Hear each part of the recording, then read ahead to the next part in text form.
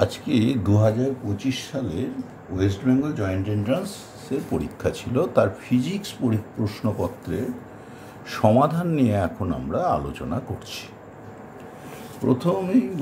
প্রথমে এখানে ক্যাটাগরি 1-এর প্রশ্ন আছে। এগুলো সব একটা করে কারেক্ট অপশান টাইপের, এরকম 30টা প্রশ্ন থাকবে। তারপর ক্যাটাগরি 2-তে সিঙ্গেল অপশান কারেক্ট এবং সেখানে প্রতি প্রশ্নে 2 নম্বর করে থাকবে। আর তারপরে মাল্টি অপশান টাইপের ক্যাটাগরি সিতে 5টি প্রশ্ন থাকবে। সেখানে কোনো উত্তর ভুল করলে সে 0 পাবে, আর যতগুলো কারেক্ট আনসার থাকবে প্রপোর্শনেট মার্কিং হবে। অর্থাৎ যদি 2টো কারেক্ট আনসার থাকে, কোনো ছাত্র বা ছাত্রী 2টোই কারেক্ট চুজ করে, সে 2 পাবে। যদি একটা চুজ করে সে 1 পাবে, কিন্তু যদি সে ভুলটা করে দেয় তাহলে সে কিন্তু 0 পাবে। যাই হোক, প্রথম প্রশ্নে আসা যাক। প্রথম প্রশ্নটা কি বলছে, 10 কেজি ভরসম্পন্ন একটি বস্তুর গতিবেগ সময় লেখচিত্র দেওয়া হয়েছে। প্রথম 2 সেকেন্ডে বস্তুর উপর কৃতকার্যের পরিমাণ বলা হয়েছে।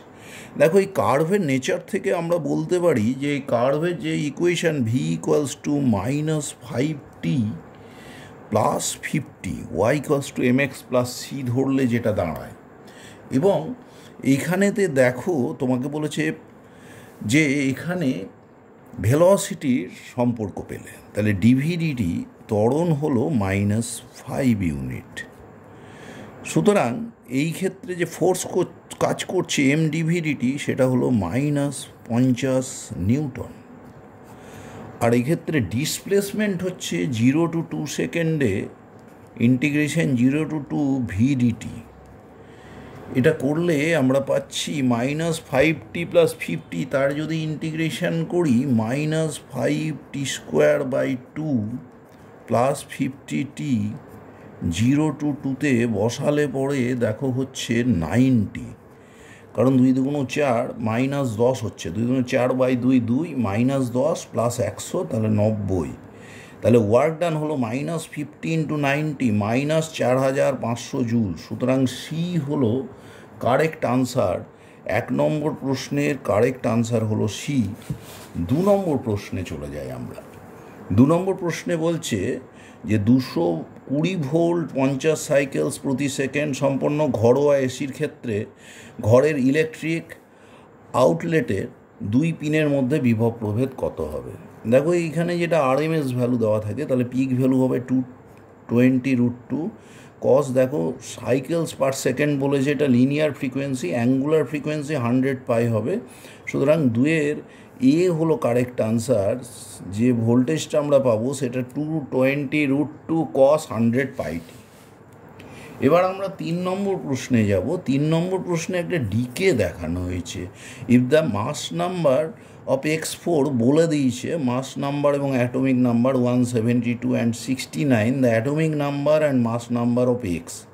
দেখো, x4 তার আগে দেখা যাচ্ছে গামা রেডিয়েশন হয়েছে, সুতরাং x3-ও কিন্তু তাই আছে 69 172। তার আগে আলফা রেডিয়েশন হয়ে এই জায়গায় পৌঁছেছে। সুতরাং যখন আমরা x2-তে যাব, যদি আমরা x2-তে ব্যাক করি, তাহলে তোমার পরমাণু ক্রমাঙ্ক 71, ভর সংখ্যা হলো 176। তারপরে বিটা যদি আমরা প্লাস এমিশন ধরি, দেখো পরমাণু ক্রমাঙ্ক 1 একক কমবে। তাহলে এইখানেতে আমরা যখন x1 লিখছি, এটা হয়ে গেল 70 176। তার আগে আরেকটা আলফা, তাহলে আবার ঠিক বাড়িয়ে নিই, এক্সটা হচ্ছে তোমার 70 থেকে 2 বেশি ছিল 72, এবং এদিকে 176 থেকে 180, তাহলে 72 180। সুতরাং কারেক্ট অপশান হলো এ। 3-এর কারেক্ট অপশান হলো এ। এবার আমরা 4 নম্বর প্রশ্নে চলে যাই। 4 নম্বর প্রশ্নে বলছে একটি এক রেখাছিদ্র অপবর্তন সজ্জায় পাওয়া গেল লাল আলোর জন্য। লালের বদলে নীল বর্ণের আলো ব্যবহার করলে বুঝতেই পারছো যে fringe width beta is proportional to lambda হয়। তাহলে আলোর তরঙ্গ দৈর্ঘ্য কিন্তু এক্ষেত্রে কমে গেল, তার ফলে ফ্রিঞ্জ উইডথ কমে যাবে এবং তারা নিকটবর্তী হবে। সুতরাং বিয়েরটা কারেক্ট আনসার 4-এর। 5 নম্বর প্রশ্নে যাই। 5 নম্বর প্রশ্নে দেখো, কি বলেছে, একটা নিরেট চোঙের দৈর্ঘ্য এল এবং প্রস্থচ্ছেদের ক্ষেত্রফল বলে দিয়েছে, প্রান্তবিন্দু x=0 থেকে x দূরত্বে ঘনত্ব বলে দিয়েছে, ভার কেন্দ্রের দূরত্ব চেয়েছে। দেখো ভার কেন্দ্রের দূরত্বের যে ফর্মুলা সেটা হলো 0 to L rho x dx by integration 0 to L rho dx। এবার দেখো রো এর জায়গায় যদি রো 0 বসায়, এখানে x² ছিল, তাহলে x³ বাই L² হচ্ছে, আর নিচে রো 0 x² বাই L² হচ্ছে। তোমার রো 0 বাই L² কেটে যাবে, এখানে x³ dx তার ইন্টিগ্রেশন করলে x⁴/4 হবে, তাহলে এটা L⁴/4। সিমিলারলি নিচে x² dx আছে x³/3, তাহলে এটা L³/3 হয়ে যাবে। তা দেখো 3/4 L হচ্ছে, যেটা ডি কারেক্ট আনসার। সুতরাং আমাদের এই 5 নম্বরের কারেক্ট আনসার হলো ডি। নেক্সট দেখো, অভিকর্ষজ ত্বরণ এবং সরল দোলকের অঙ্ক দেওয়া হয়েছে। পৃথিবী পৃষ্ঠ থেকে পৃথিবীর ব্যাসার্ধে সমান দূরত্বে একটি সরল দোলককে নিয়ে যাওয়া হলো। সুতোর দৈর্ঘ্য 4 মিটার হয়, তাহলে ছোট দোলন বিস্তারের জন্য, আসলে সরল দোলকের গতি তখন সরল দোলক গতি হয়, তাহলে তার দোলন কালটা হবে। দেখো তুমি জানো যে ওখানে জি এর মান হবে GH = G/1 + H/R এর হোল স্কোয়ার। H সমান যদি R হয়ে যায় তাহলে বুঝতে পারছো G/4। সুতরাং T = 2π √L/G। L এর মান 4 মিটার বলেছে, G হলো G/4, G এর মান আবার π² বলে দিয়েছে। এই দেখো, তাহলে π², আর একটা 4 উপরে উঠে এলো, এই পাইটা কিন্তু তোমার বেরিয়ে কেটে যাবে, একটা 4 বেরোলো, 4 × 2 = 8 সেকেন্ড হবে। 6-এর কারেক্ট আনসার হলো গিয়ে সি। এবার আমরা 7 নম্বর প্রশ্নে যাব। 7 নম্বর প্রশ্নে কি বলছে সেটা দেখা যাক। 7 নম্বর প্রশ্নে তোমার দেখো E=E0 sin ωt বলে দিয়েছে। 1 কুলম্ব আধান নিয়েছো, 1 গ্রাম স্থির অবস্থাতে আছে, 1 কুলম্ব আধানযুক্ত বস্তুকণা। এক্স অক্ষ বরাবর তড়িৎ ক্ষেত্র প্রযুক্ত হলো 2 নিউটন/কুলম্ব। E0-র মান বলে দিয়েছে, ওমেগা বলে দিয়েছে, সর্বোচ্চ গতি বলেছে। দেখো এক্ষেত্রে তার মানে ত্বরণটা বের করতে হবে, এবং ত্বরণের মান তুমি বুঝতেই পারছো, এখানে ফোর্স ইকুয়েশন প্রযুক্ত হলো, তড়িৎ ক্ষেত্র বলেছে, তাহলে ফোর্স কাজ করবে Q × E। কিউ 1 কুলম্ব, সুতরাং এটাই হলো ই এর মান, অর্থাৎ F = হলো E0 sin ωt। E0 হলো 2 sin ওমেগা, দেখো কত, ওমেগা বলেছে 1000t। এইবারে দেখো একে যদি ভর দিয়ে ভাগ করো, 1 গ্রাম ভর ছিল মানে 10⁻³ কেজি, তাহলেই তুমি ত্বরণটা পেয়ে গেলে, এ পেয়ে গেছো। এইবার বলছে সর্বোচ্চ গতি, তাহলে এ থেকে এ সমান ডিভিডিটি, ইন্টিগ্রেশন করলে ভি যখন তুমি বের করবে, দেখবে ভি এর মান যখনই তুমি ইন্টিগ্রেশন করছো ডিভিডিটি সমান, তাহলে ভি সমান এটা ইন্টু ডিটি হলে পরে এই 1000 দিয়ে নিচে ভাগ হয়ে যাবে এবং সাইনটা কস হয়ে আসবে। সর্বোচ্চ বেগের ক্ষেত্রে কস টার্মটার ভ্যালু 1 হয়ে যাবে, এবং ওই 1000 নিচে নেমে 10⁻³ সঙ্গে কেটে যাবে, তাহলে 2 থাকছে। সর্বোচ্চ বেগের মান হলো 2 মিটার/সেকেন্ড। সুতরাং 7-এর কারেক্ট আনসার হলো গিয়ে এ। এইবার আমরা 8 নম্বর প্রশ্নে যাই। 8 নম্বর প্রশ্নে কি বলছে, যে একটি নততল বরাবর একটি বস্তুকে ঠেলে ওপরে ওঠাতে F1 বল লাগে, কিন্তু এখানে ইংরাজিতে বলে দিচ্ছে মিনিমাম ফোর্স। যখন ওপরে মিনিমাম ফোর্স দিয়েছো, তাহলে F1 = mg sin θ + μmg cos θ। এইবার দেখো বলছে আবার ওই বস্তুকে নততল বরাবর পতন ঠেকাতে F2 বল লাগে। দেখো এইখানেও কিন্তু মিনিমাম ফোর্স, বাংলাতে এটা মিনিমামটা বলেনি, সুতরাং F2-র মানটা হলো mg sin θ - μmg cos θ। এইবার তোমাকে কি বলেছে, F1 আর F2-র অনুপাত বের করতে tan θ বলে দিয়েছে। দেখো F1/F2 যদি আমরা করি, দেখো mg কমন নিয়ে কেটে গেল, sin θ + μ cos θ, sin θ + μ cos θ, আর নিচে হলো sin θ - μ cos θ। দেখো এইখানেতে আমরা যদি cos θ কমন নিই, তাহলে tan θ + μ, আর নিচে হলো tan θ - μ। এখানে বলেছে ট্যান থিটা সমান 2 মিউ, তাহলে উপরে হলো 3 mu by 2 mu minus mu মানে মিউ, তাহলে 3 মিউ বাই মিউ মানে 3, সুতরাং কারেক্ট আনসার হলো 3, যেটা ডিতে আছে। 8-এর কারেক্ট আনসার হলো গিয়ে ডি। এইবার 9 নম্বর প্রশ্নে দেখতে পাচ্ছ একটা অ্যাক্সিলারেশন টাইম গ্রাফ দিয়ে ভেলোসিটি টাইম গ্রাফ চেয়েছে।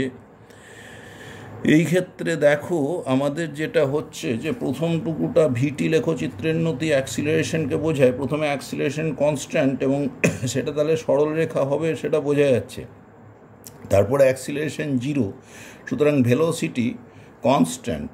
তারপরে আবার কি, আবার অ্যাক্সিলারেশন রয়েছে, অর্থাৎ আবার straight line with positive slope পাবো। সুতরাং 9-এর কারেক্ট আনসার হলো গিয়ে আমাদের সি। এইবার আমরা 10 নম্বর প্রশ্নে যাব। 10 নম্বর প্রশ্নে কি বলছে সেটা দেখে নিই আমরা আগে। বলছে একটি এলিভেটরের ছাদে একটি স্টিলের তার যুক্ত আছে এবং 10 কেজি ভার ঝোলানো আছে। তারের প্রস্থচ্ছেদে ক্ষেত্রফল বলে দিয়েছে। এলিভেটরটা 2 মিটার পার সেকেন্ড স্কোয়ার ত্বরণে উপরে উঠতে থাকলে তারের অনুদৈর্ঘ্য বিকৃতি বের করতে বলেছে। দেখো এখানে টান টি সমান এম ইন্টু জি প্লাস এ, লিফট প্রবলেমের মতন।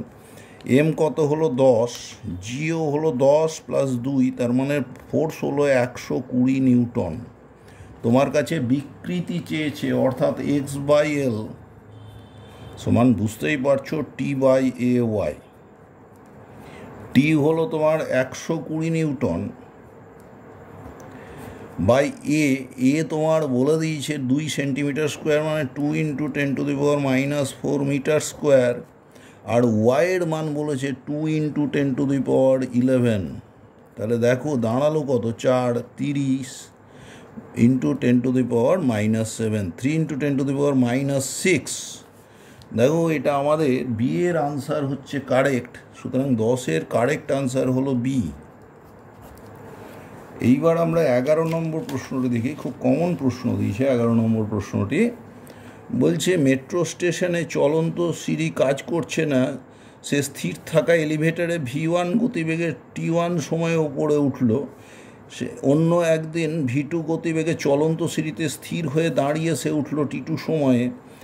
রুমা চলন্ত সিঁড়িতে V1 গতিবেগে হেঁটে সেই দূরত্ব অতিক্রম করতে কত সময় নেবে? জানোই তোমরা এটা হবে প্রথম ক্ষেত্রে তুমি V1 সমান যদি সিঁড়ির টোটাল লেন্থ যেটা ট্রাভেল করলো x হয় তাহলে x বাই T1, দ্বিতীয় ক্ষেত্রে V2 সমান x বাই T2, এবং তৃতীয় ক্ষেত্রে তোমার কি হবে V সমান x by V1 plus V2, তৃতীয় ক্ষেত্রে টাইম V1 প্লাস V2 মানটা বসালেই দেখবে T1 T2 by T1 plus T2 আসছে। সুতরাং এইখানে 11-র কারেক্ট অপশান হলো বি। এইবার 12 নম্বর প্রশ্নে আমরা যাব। 12 নম্বর প্রশ্নে দিয়ে দিয়েছে epsilon 0 L by del V del T এর যে ডাইমেনশন এটা সমান এক্স। সো এক্স সমান কত, ইপসিলন 0 এল ডেল ভি ডেল টি এর ডাইমেনশন তোমার কাছে চেয়েছে। দেখো ইপসিলন 0 সমান সমান আমরা বলতে পারি Q square by F R square epsilon 0। এখানেতে তোমার এল থাকলো, ডেল ভি হলো ভোল্টেজ বাই ডেল্টা টি। এইবার দেখে নাও V into Q, del V into Q মানেই হলো ওয়ার্ক ডান, ডব্লু সমান ভি কিউ, ইন্টু কিউ থাকলো, এল থাকলো, F R square, F R মানেও আবার ওয়ার্ক ডান, ইন্টু একটা আর থাকলো, একটা ডেল্টা টি থাকলো। দেখো আর আর এল ডাইমেনশনে কেটে গেল, ডব্লু কেটে গেল, কিউ বাই টি মানে কারেন্ট। সুতরাং 12-র কারেক্ট আনসার হলো গিয়ে ডি। এইবার আমরা 13 নম্বর প্রশ্নে যাব। 13 নম্বর প্রশ্নের কারেক্ট আনসার হবে ডি, কারণ দেখো এইখানেতে কি বলছে, ডায়োডটার সমান্তরালে রোধ নিয়েছি। দেখো যখন পুরোটাই ফরওয়ার্ড বায়াসে আছে, সুতরাং রিভার্স বায়াসে ভোল্টেজ নেগেটিভের যে পোর্শান আছে সেই কার্ভগুলো এবি হতে পারে না। নেক্সট হচ্ছে এখানে ডায়োডটা কিন্তু ফরওয়ার্ড বায়াসে আছে এবং তোমরা জানো যত ভোল্টেজ বাড়ে ডায়োডের কিন্তু রেজিস্ট্যান্স কমতে থাকে। এইবার দেখো এইখানে যদি আমরা নিই আইটা কিন্তু মেন কারেন্ট, এবার ডায়োডের রেজিস্ট্যান্স প্রথমে বেশি তাহলে কারেন্ট কম এবং এক্সপোনেনশিয়ালি রেজিস্ট্যান্সের চেঞ্জ হওয়ার জন্য কারেন্টটা এক্সপোনেনশিয়ালি বাড়ে। সুতরাং এইখানেতে আমাদের কারেক্ট আনসার হওয়া উচিত ডি। সুতরাং 13-র কারেক্ট আনসার হলো ডি। এবার 14 নম্বর প্রশ্নে কি বলছে দেখা যাক। 14 নম্বরে বলছে লিমান শ্রেণীর সর্বনিম্ন তরঙ্গ দৈর্ঘ্য পি হলো সর্বোচ্চ তরঙ্গ দৈর্ঘ্য। দেখো সর্বনিম্ন তরঙ্গ দৈর্ঘ্য 1/λ মিনিমাম সমান আর ইন্টু 1/1² মানে আর, আর 1/λ ম্যাক্সিমাম সমান কিন্তু আর ইন্টু 1 - 1/n² মানে 2², 1/4, তার মানে সমান আর ইন্টু 3/4। তাহলে দেখো এইখান থেকে আমরা খুব সহজে বুঝতে পারছি ল্যামডা মিনিমাম সমান 1/r ছিল, এইখানে ল্যামডা ম্যাক্সিমাম সমান 1/r এর জায়গায় পি এলো ইন্টু 4/3, সুতরাং এ কারেক্ট আনসার। 14 কারেক্ট আনসার হলো এ। এইবার আমরা 15 নম্বর প্রশ্নে যাব। 15 নম্বর প্রশ্নে বলেছে হাইড্রোজেন পরমাণুর দ্বিতীয় বোর কক্ষপথ থেকে ইলেকট্রন প্রথম বোর কক্ষপথে এলে দুই কক্ষপথের শক্তি পার্থক্য ফোটন হিসেবে বিকিরিত হয়। একটি বস্তুকে আঘাত করে ফোটনটি।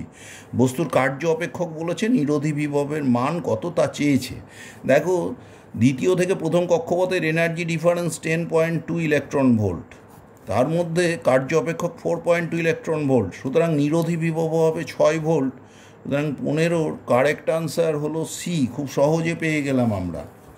এবার দেখো 16তে যে ভেক্টর ডায়াগ্রামগুলো দিয়েছে, আমাদের ডি হচ্ছে গিয়ে কারেক্ট আনসার, যেখানে D vector plus E vector সমান এফ ভেক্টর। দেখো ডি ভেক্টর ঊর্ধ্বমুখী, ই ভেক্টর দেখো এই নিচের দিকে আসছে, তাহলে ডি এর সঙ্গে ইকে যদি তুমি যোগ করে দাও তাহলে দেখো একই দিকে, তাহলে এফ হবে এইভাবে। এফটা কিন্তু তাকে বিরোধিতা করবে। ধরো এইখানে হলো এটা ই, তাহলে এরা একমুখ, তাহলে ত্রিভুজ সূত্র দিয়ে বলতে গেলে এফ কিন্তু এই দিকে হচ্ছে। সুতরাং ডি হলো correct option. 16 correct option D. 17 নম্বর অঙ্কে তুমি জানো এই ক্ষেত্রে যে উচ্চতা ওঠে ই সমান √, পরেকার উচ্চতা বা আগেকার উচ্চতা, এবং মোট যে যাতায়াত করবে সেই দূরত্ব হয় এইচ। প্রথমে যদি এইচ হয় এইচ প্লাস 2 × E², এইচ ওঠানামা করবে 2 ইন্টু তারপর e⁴h ইত্যাদি ইত্যাদি। এটা 2h করে -h করে নিলে এটা হয় 2h/1 - E²। মাইনাস যদি h করি তাহলে এটা আসে h × 1 + E²/1 - E²। সুতরাং বি কারেক্ট আনসার। 17 নম্বরের কারেক্ট আনসার হলো বি। এইবার 18 নম্বর প্রশ্নে আমরা যাই। 18 নম্বর প্রশ্নে কি বলছে সেটা দেখা যাক। বলছে যে প্রস্তুতকারক একটি জেনার ডায়োডে চিহ্নিত ভোল্টেজ VZ 5.6 ভোল্ট এবং তার ক্ষমতা বলে দিয়েছে 1/4 ওয়াট। এই জেনার ডায়োডকে তড়িৎ বর্তনীতে সংযুক্ত করা হয়েছে। ইনপুট ভোল্টেজ 10 ভোল্ট হলে সর্বনিম্ন রোধ RS কত হবে। দেখো RS এর ভোল্টেজ ড্রপ কিন্তু বাদ বাকিটা 4.4 ভোল্ট, 10 থেকে 5.6 বাদ দিলাম। এইবার দেখো জেনারের মধ্যে দিয়ে কতটা কারেন্ট যাবে। জেনার পি সমান তো আমরা জানি IV, so zener current I সমান P/V। পি কত 1/4 এবং ভি কত, দেখো ভি বলে দিয়েছে 5.6 ভোল্ট জেনারের ক্ষেত্রে, তাহলে 1/22.4। এবার দেখো এই কারেন্ট যদি RS এ যায়, R সমান তো